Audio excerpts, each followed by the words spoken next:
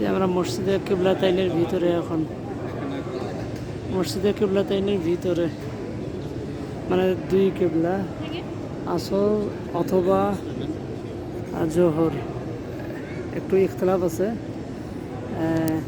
এই সময়টাতে কিবলা পরিবর্তন হয় আমাদের মোয়াল্লিম সাহেব সামনে।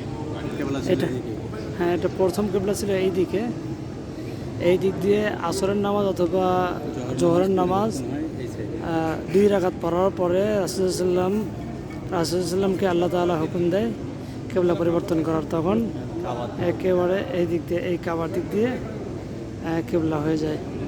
ও এটা ছিল কোনটা? মসজিদে আকসার দিকে। এটা মসজিদে আকসা মানে ফিলিস্তিনের, এটা হলো মসজিদে আকসার দিকের কিবলা।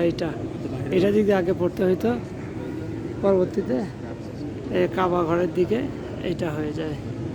এটা হলো মসজিদে কিবলাতাইন, অর্থাৎ 2 কিবলার মসজিদ। এখন আমরা এদিক দিয়ে 2 রাকাত নামাজ পড়বো, এই দিক দিয়ে কাবা দিক দিয়ে।